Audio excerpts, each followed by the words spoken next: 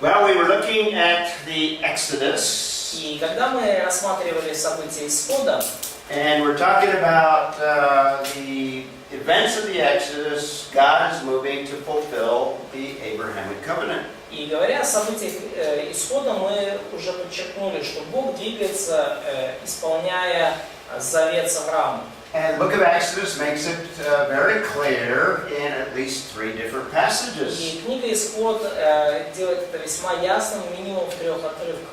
So the instrument that God is going to use in beginning to move again is the nation of Egypt.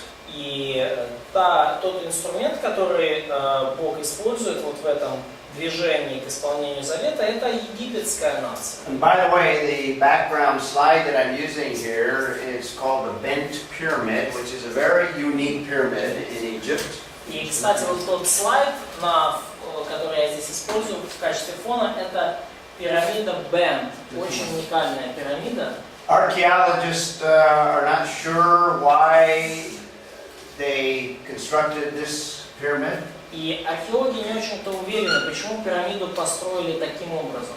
Because they started out at an angle like that. Потому что начали-то они ее строить вот под таким углом. It's called the bent pyramid because at this point it takes a different angle. Ага. Значит, ну, и эту пирамиду называют, точнее, изогнутая пирамида. А? Bad builders. Just bad builders. Probably not, because the Egyptians show that they had some technology that we're not even sure how they built these pyramids. Скорее всего, они не были такими уж плохими строителями. Мы видим, что у них были технологии настолько развиты, что мы даже толком не знаем, как построить такие сооружения.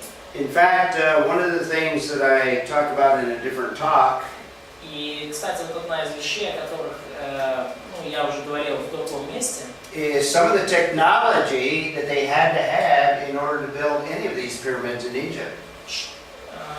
The technology я they говорил had. о технологиях, которые нужно было иметь, чтобы построить хоть какие-то пирамиды в Египте. For example, the Great Pyramid, the large one, Ну, например, Великая пирамида, пирамида Хеопса, the base is so level that the tolerance is within about a centimeter. то есть, что основание пирамиды настолько точно рассчитано, подогнано, что зазор там не больше сантиметра между So they had to have some surveying equipment or some technology that they were able to level the ground flat. То есть им нужно было именно иметь какое-то оборудование, какие-то инструменты, которые позволили им замерить зазоры и замерить также уровень горизонтальный настолько, что плоский. And they had to cut stones И им нужно было нарезать камни. that weigh, the average weight is 2.5 tons of stone. Средний вес этих камней был порядка 2,5 тонн. A lot of the stones are about 4 foot high, about 4 foot square, basically. И многие из этих камней где-то метр 40 высотой, метр 40 шириной. In the Great Pyramid, there's over 1 million stones. И в Великой пирамиде порядка 1 миллиона таких камней. So, and it's believed that the pyramid was built within the lifetime of the Pharaoh. И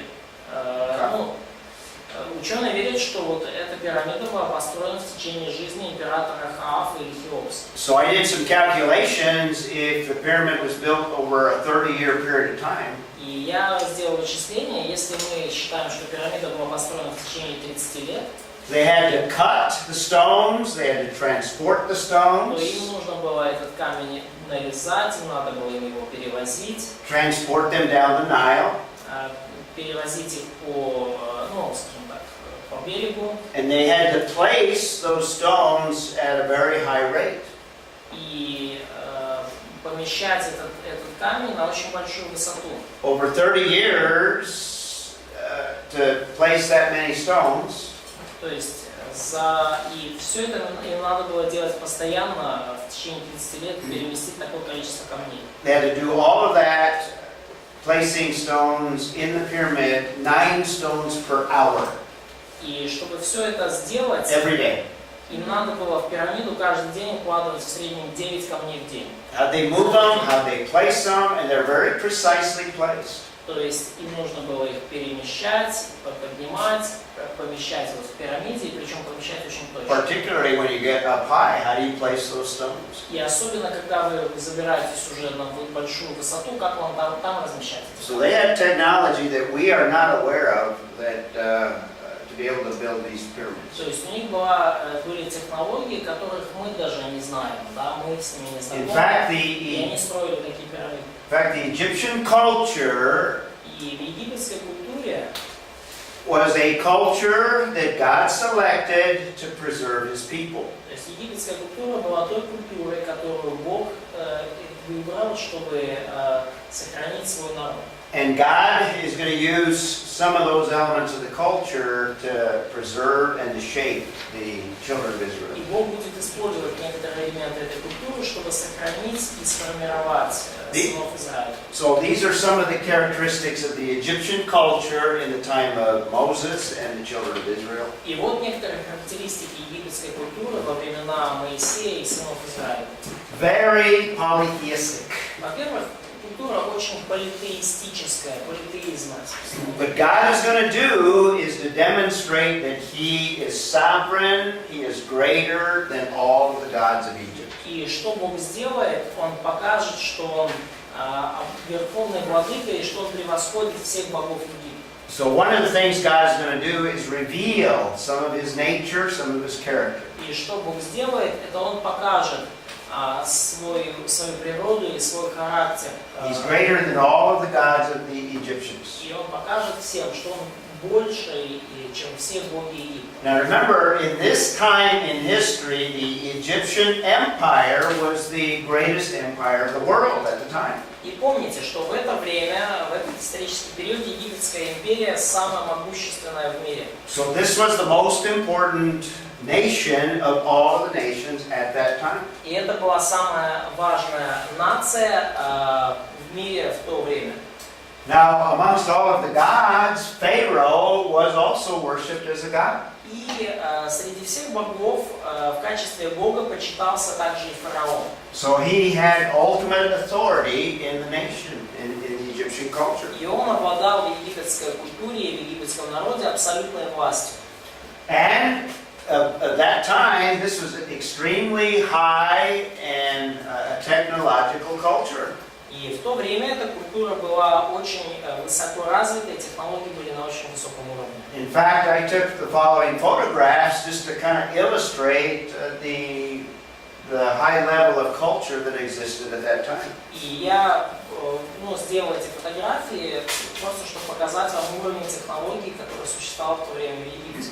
Now, some of these monuments were built later, but the technology you can see existed even before the time of these other photographs. Но некоторые из этих монументов были построены позже, но технологии такие, видим, что существовали и раньше. For example, in the southern part of Egypt, in Luxor, there's this temple that still exists. Например, в южной части Египта, в Луксоре, есть храм, который до сих пор существует. Now, it's after the period of the Exodus, but it represents the high culture of all of Egypt.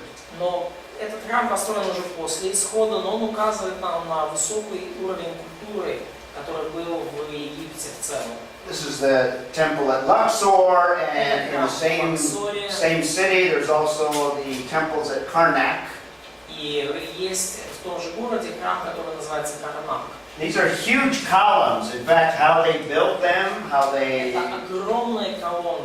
stood them up, we don't know. Как они их поставили, мы не знаем. I'll give you I think I've got a photograph that gives you a perspective on the size of those columns. И я хочу просто вам показать фотографию, чтобы вы оценили размер этих колонн.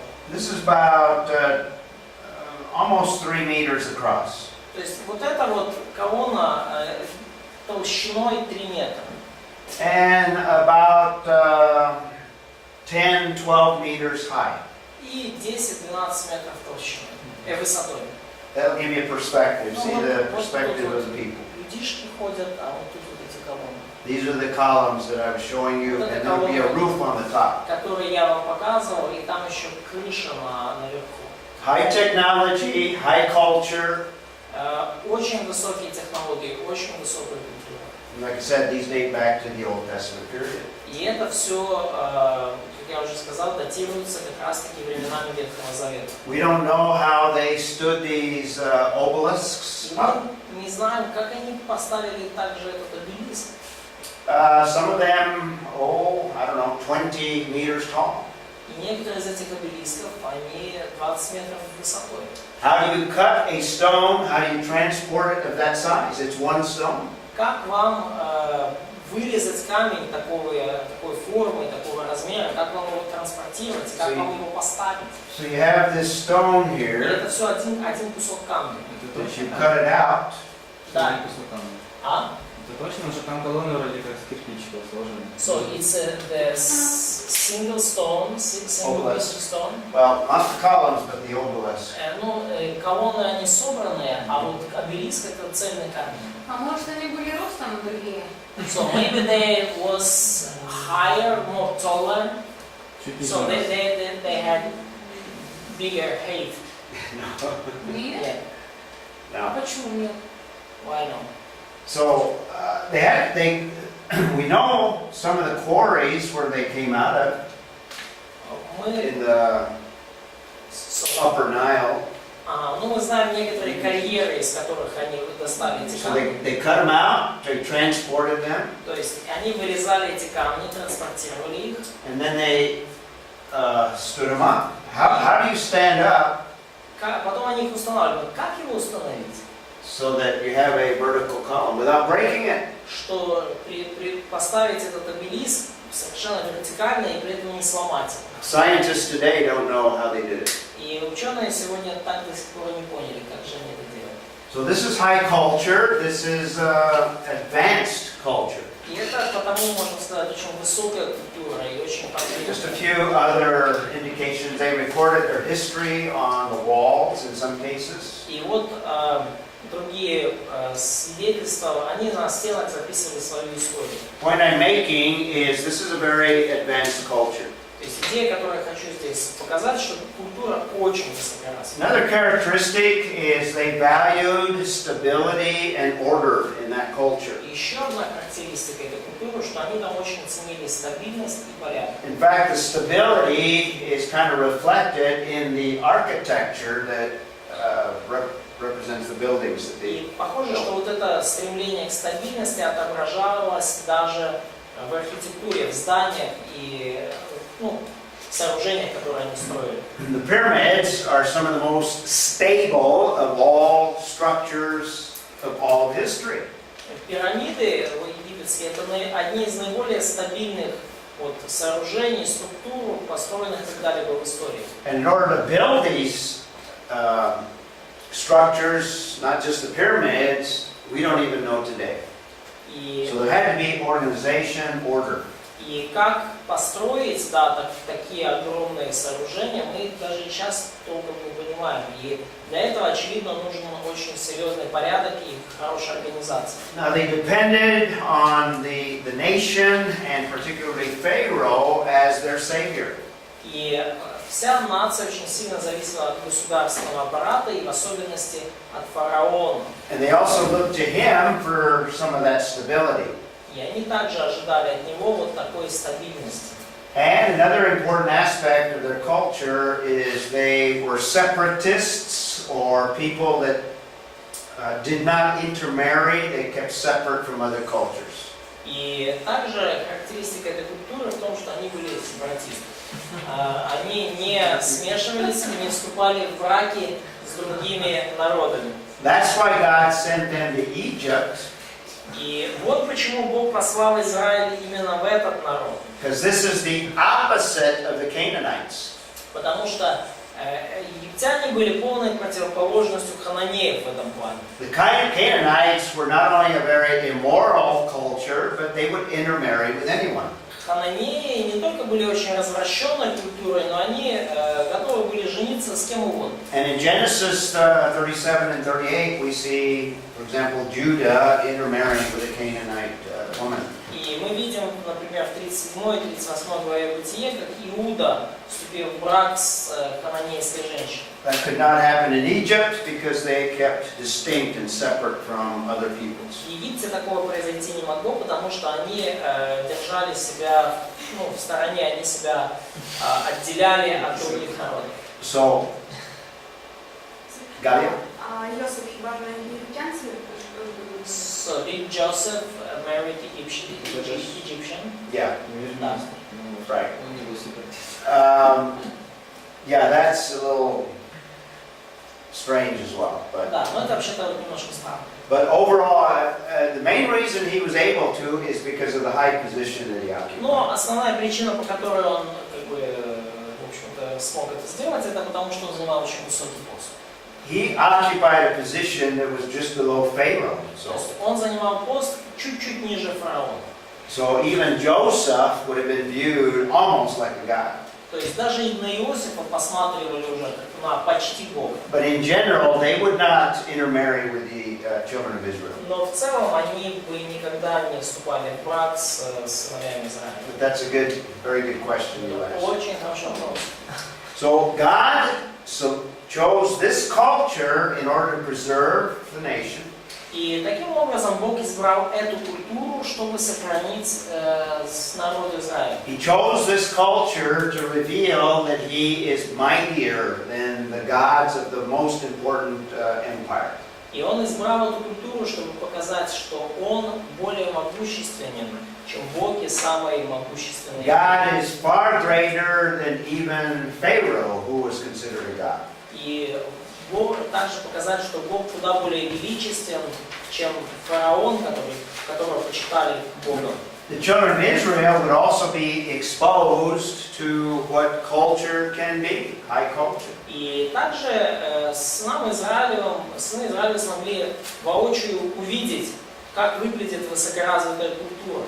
And they would see the advantages of stability and order in that culture. Они должны были увидеть преимущества стабильности и порядка в этой культуре. And Moses would have been trained with all of the skills of the Egyptian culture.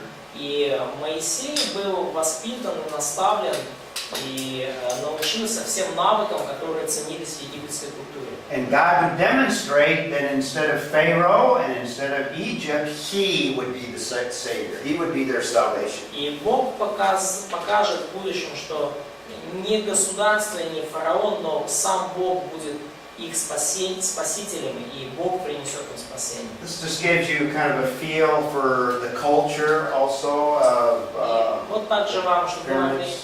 прочувствовать эту культуру этих пирамид.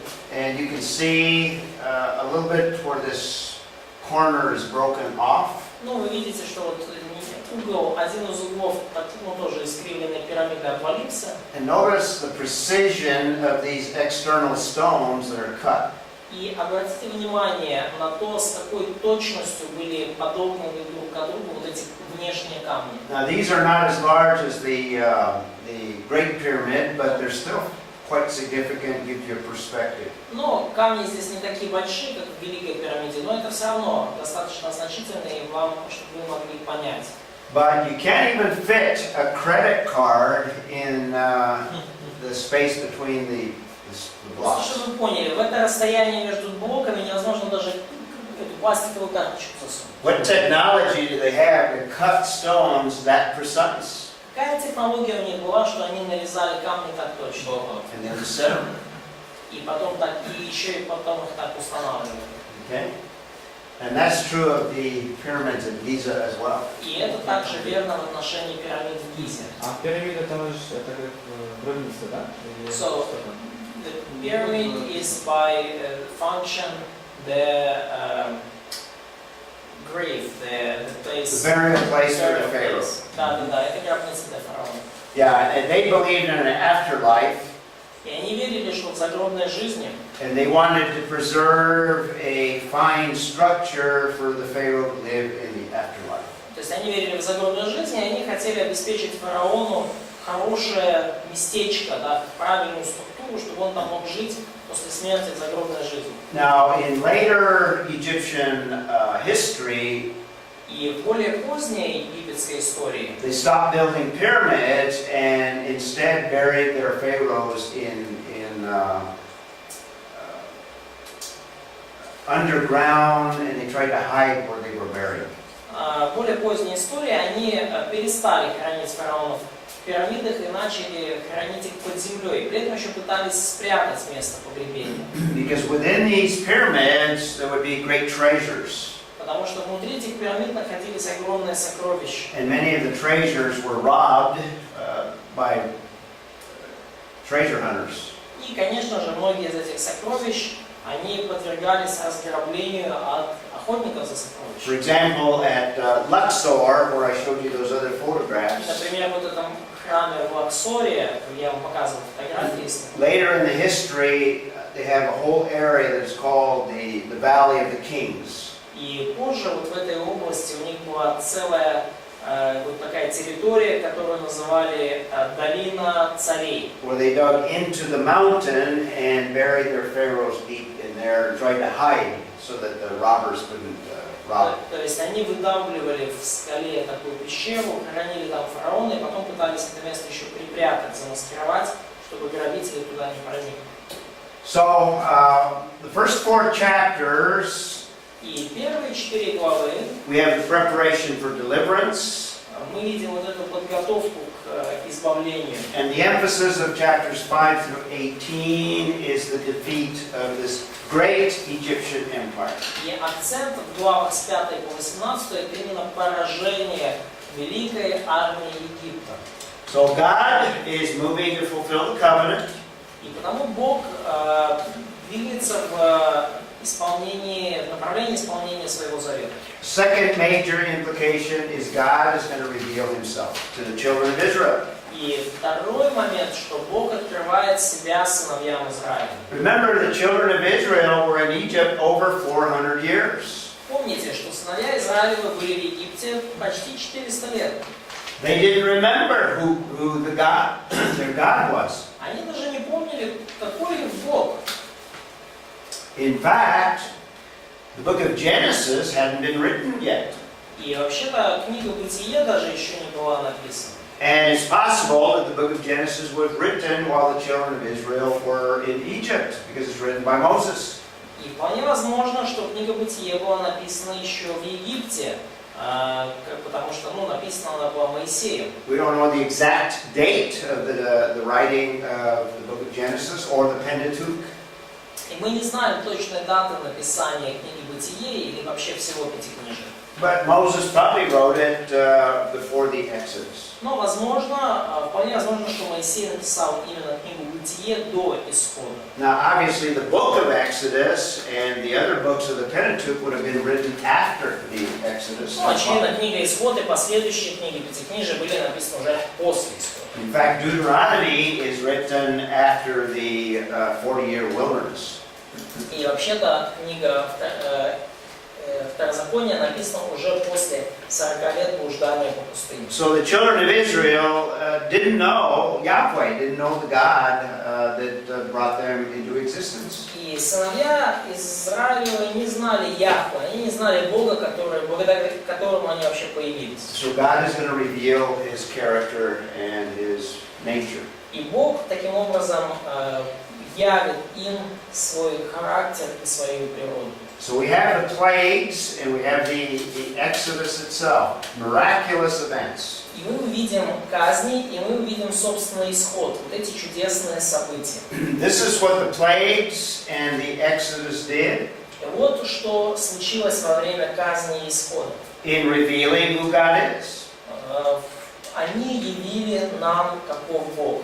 One of the main things is it refuted the gods of the Egyptians. И одна из важных вещей, которая также была продемонстрирована в этих событиях, это несостоятельность, беспомощность египетских богов. All 10 of the plagues are related to the gods of the Egyptians. Все 10 казней связаны с богами египетскими.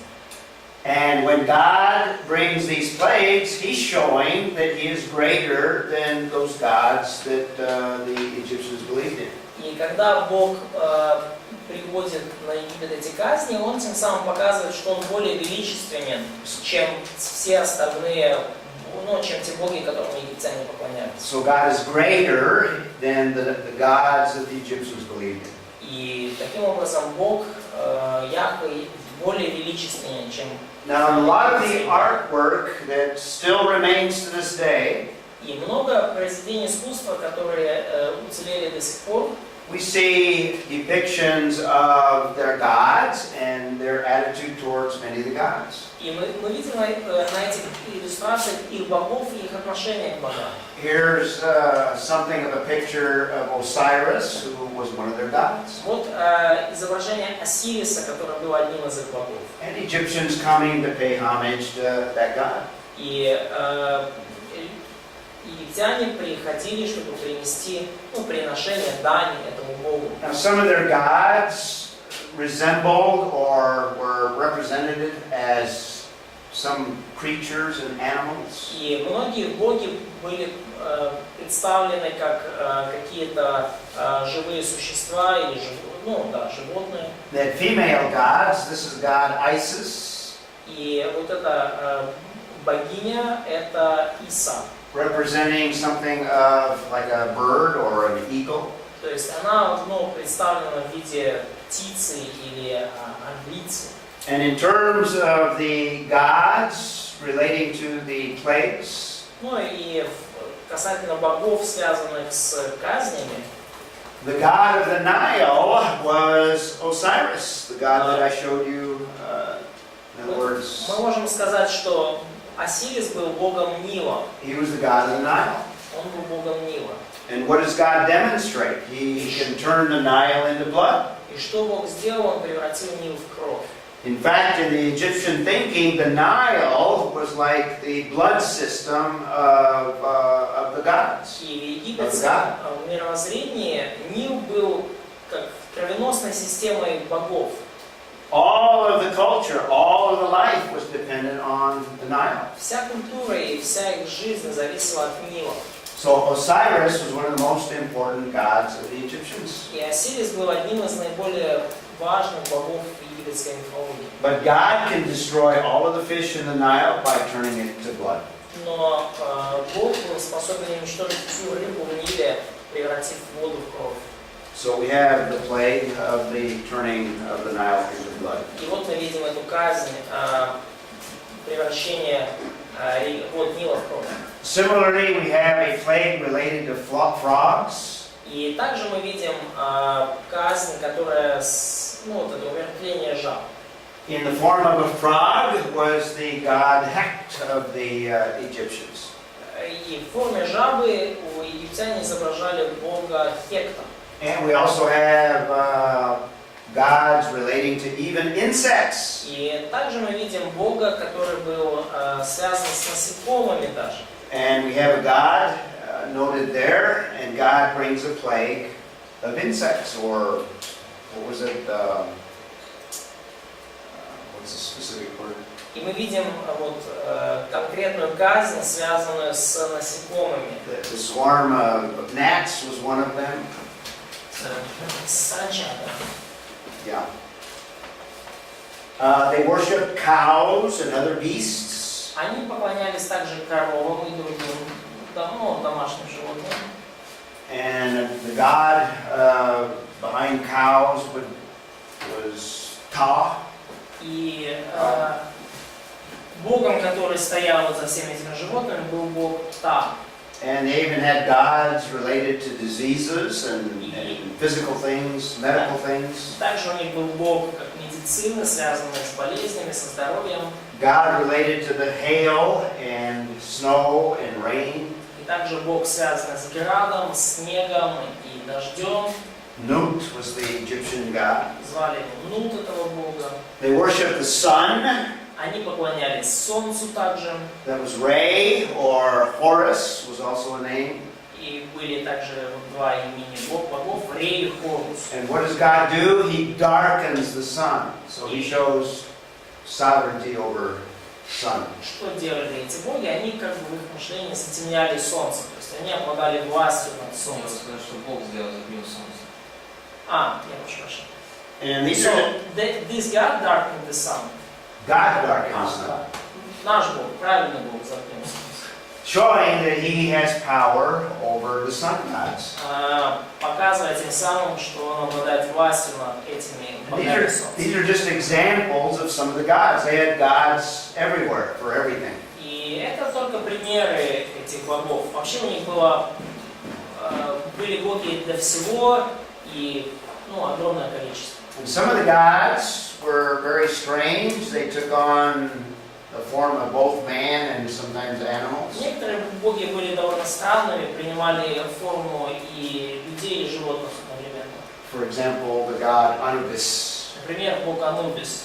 But the point I'm making is God is demonstrating that He is greater than all the Egyptian gods. Но вот что я хочу показать, что Бог в 10 казнях продемонстрировал, что Он свое превосходство над всеми египетскими богами. First implication, God is fulfilling the Abrahamic covenant. Напоминаем, первое применение, первый вывод, что Бог исполняет завет Авраама. God is demonstrating not just to the Egyptians, but also the children of Israel. Второе, что Бог открыл себя не только египтянам, но и сынам Израиля. The Egyptians are learning that their gods are no God at all. И египтяне уяснили из этого урока, что их боги и не боги-то на And the самом деле. God of Israel is the only God. Вообще не боги, и только Бог Израиля по-настоящему Бог. There's little hints in the book of Exodus that some of the Egyptians believed in Yahweh. И есть небольшие даже следы и небольшие намеки в книге Исход, что некоторые египтяне уверовали в Яхве. And at least recognized that the God of Israel was greater than their gods. Или, по крайней мере, они признали, что Бог Израиля был более величественен, чем их боги. Now thirdly, God is going to display both judgment and grace. И в-третьих, Бог показал в этом событии и суд, и благодать. So the plagues in the Exodus not only refute the gods of the И Egyptians, потому казни египетские не только опровергли утверждение о силе египетских богов, and not only show the omnipotence of Yahweh, и не только показали всемогущество Яхве, but these plagues actually destroyed the entire economy of that great Egyptian empire. но эти казни, по сути, полностью уничтожили экономику Великого Египта. Remember, if you destroy the Nile, you destroy all the fish of the Nile. Помните, что если вы уничтожаете Нил, то вы уничтожаете всю рыбу в Ниле. A lot of the plagues destroyed all of the crops. И многие из этих казней уничтожили весь урожай. The plagues, in some cases, destroyed a lot of the animals. И многие казни зачастую уничтожали животных в больших количествах. So it destroyed their entire economy. То есть вся экономика была уничтожена. Now it's possible, and again, this is in relationship to that revised chronology, Egyptian chronology. И это возможно, и опять же это связано с этой вот пересмотренной египетской хронологией.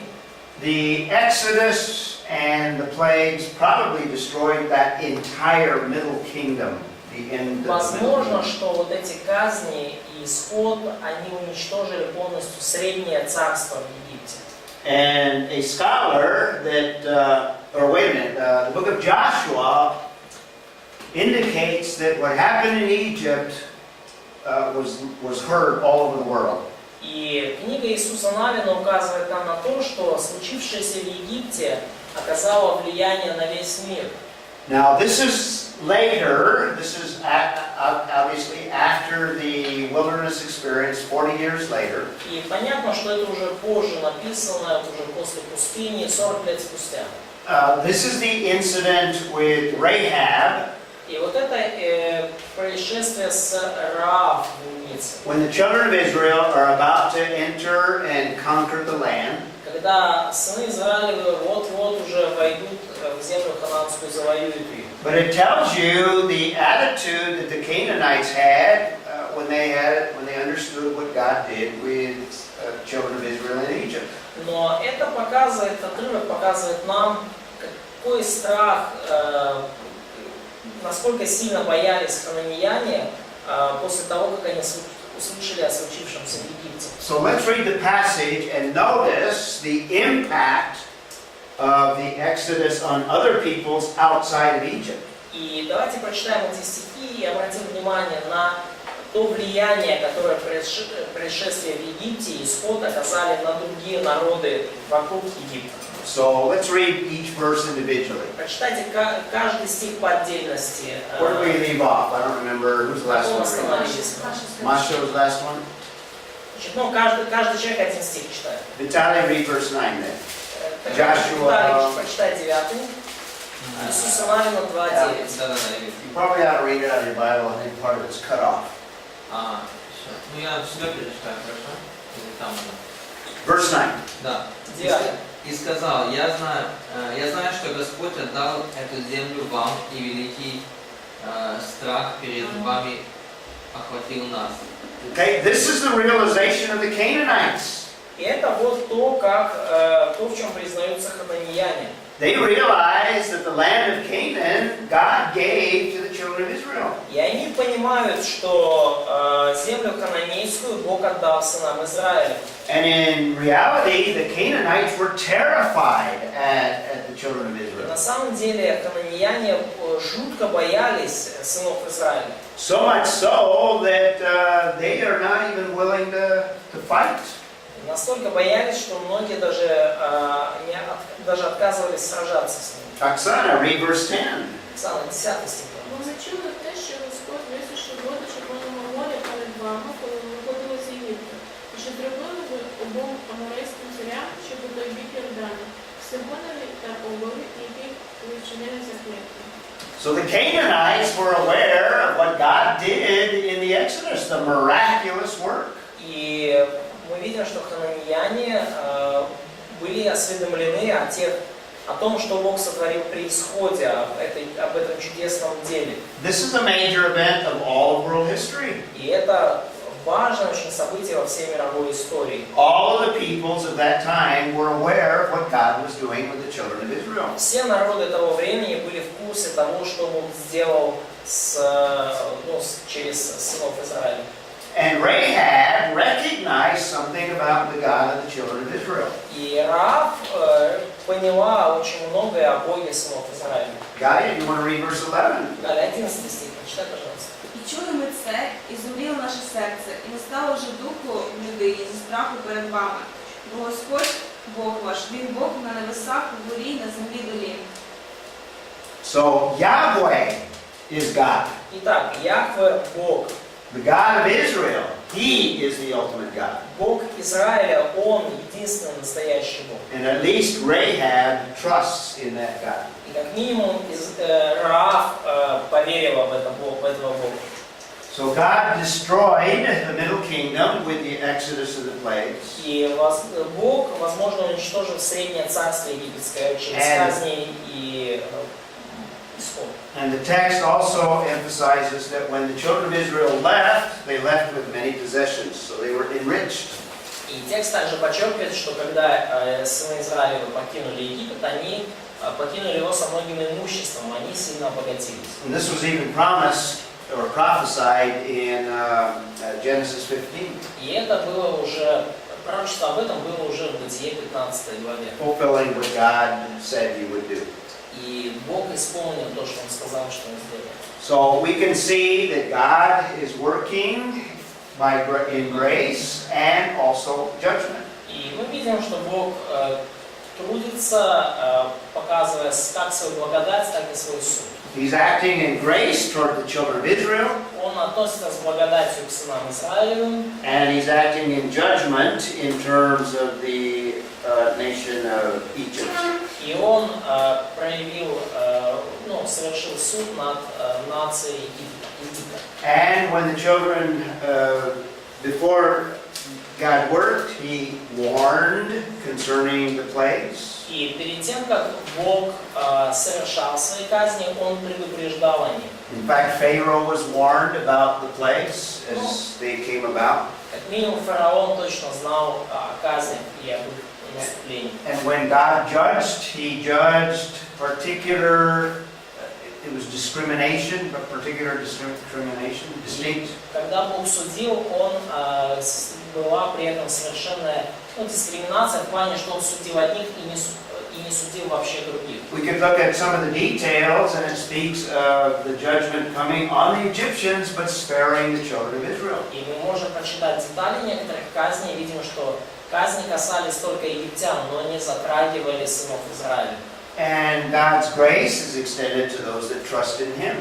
И мы видим, что Божья благодать распространяется на всех, кто доверяет Ему. And when we have the Passover, we didn't look at it, but if we look at the Passover, we would see that there's only one way of salvation. И когда мы видим Пасху, мы не будем читать о ней, но мы увидели там, что путь спасения только один. When the final plague came and the death angel took the firstborn of every family, И когда наступила последняя казнь, и ангел смерти умертвлял каждого первенца, the only families that didn't lose the firstborn were those that put the blood of the Passover lamb over the doorposts.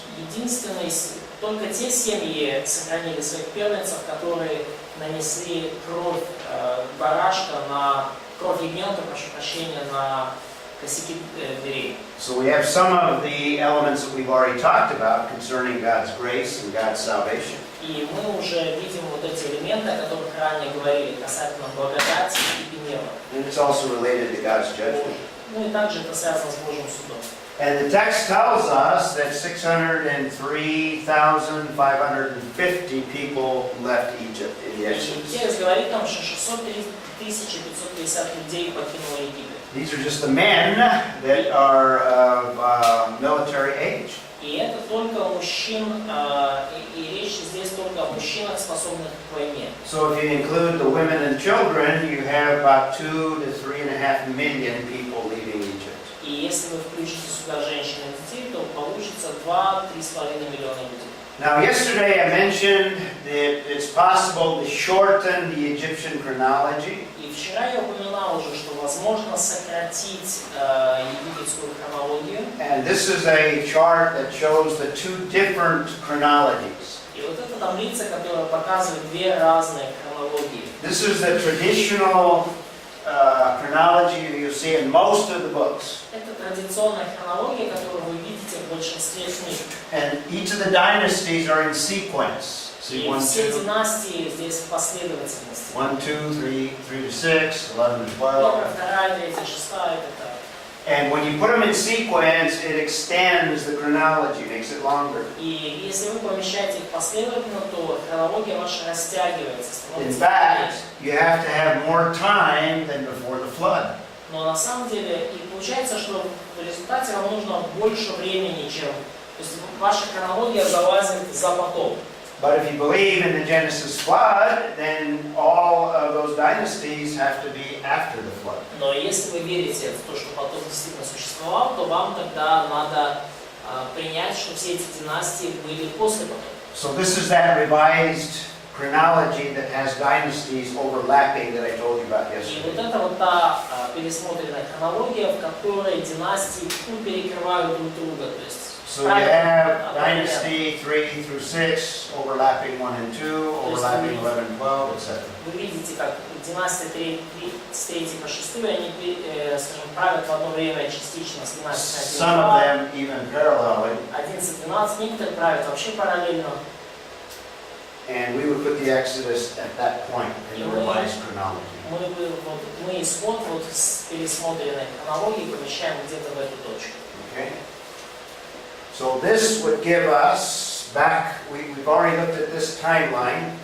И вот это, мы уже смотрели на эту временную шкалу, и мы к ней сейчас возвращаемся.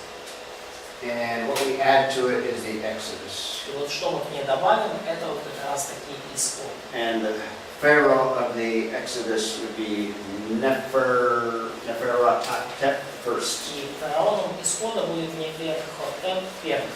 And then after that, there's a period where Egyptians are not ruling Egypt. И после этого период, в котором египтяне не правят Египтом. In this revised chronology, you would put the Hyksos peoples after that Pharaoh. И в данной хронологии после этого фараона будет какое-то время правления Гиксос. And by the way, archaeologists have not found the body of this Pharaoh. Has never been found. И, кстати, археологи так и не нашли тело этого фараона Нефертхотеп. And Оно не было найдено. what is the possible reason that his body has never been found? И какие могут быть возможные причины того, что его тело не было найдено? Ну, он же погнался и на море, наверное. He died during the Exodus. Yeah, the Pharaoh of the Exodus died Фараон исхода умер. and was probably in the Red Sea. И, скорее всего, тело его там, в Красном море. Okay. So real quickly, В Черном море. if you use this revised chronology, then a lot of the pharaohs parallel very nicely with some of the biblical events. И если вы внимательно изучаете хронологию, то вы видите, что эти фараоны очень хорошо сходятся с библейской хронологией. For Terah, you have the pharaoh Zoser who built that stepped pyramid. Во время жизни Фары был фараон Зосер, который построил ступенчатые пирамиды. Abraham would have lived in the period of Khufu and Khafre. Авраам жил во времена Хуфу и Хафры. Joseph, when he first went to Egypt, Sesostris II. И когда Иосиф прибыл в Египет, то он там уже застал правление Сесостриса II. And the Exodus during the reign of Neferhotep I. И фараоном исхода был Нефертхотеп I. This would be the end of the Middle Kingdom. И это будет конец Среднего And Царства. archaeologists don't understand what happened to Egypt when the Hyksos took over. И археологи не могут понять, что же случилось с Египтом, когда гиксосы их завоевали. But there was no battle, there was no war, there was no conquest. Не было ни войны, ни битвы, ни завоевания. But it would fit this revised chronology because most of the Middle Kingdom would have been destroyed, so it'd be easy for Но foreign people to come. тогда в принципе, это сходится с повествованием Библии, потому что если Среднее Царство было разрушено фактически, то не надо было ни с кем воевать. Достаточно иноземцам просто войти в землю. And Solomon, the queen of Sheba that visits, could be a female pharaoh by the name of Hatshepsut. Ну и во времена Соломона уже та вот царица Савская, которая его посетила, могла быть женщиной, фараоном по имени Хатшепсут. Again, this is based on the revised chronology. Но опять же, это основано на пересмотренной хронологии. Но она же с востока, а это запад. But she's from she called Eastern Queen, but for Israel, Egypt is not east, it's west. Yeah, well, there's controversy over that. Есть здесь противоречие. That's a suggestion. Это предположение. Нефертхотеп, это Нефертхотеп, то же самое или что? So Neferhotep or Amenhotep, is it the same pharaohs? No, two Yeah, different. Two different pharaohs. Because Ted Kennedy gave them different names. Different Exodus pharaoh. Yeah, Titus, yeah. Titus, Yeah, there's a difference in the two chronologies. Есть разница в двух хронологиях, в том числе они касаются таких. The problem is in the traditional chronology, the Exodus doesn't seem to fit. Exodus This doesn't seem to fit in the traditional chronology. Но проблема с традиционной хронологией, кажется, что исход туда не вписывается. And I think, let's see where we're at here. I think we're close to the end. Now, let's save this for tomorrow. We'll conclude tomorrow. Ну, мы завершим эту тему завтра. Have a little brief explanation of, it's a foretaste of future judgment. И я, скажем так, уже завтра закончу, почему казни являются предвкушением будущего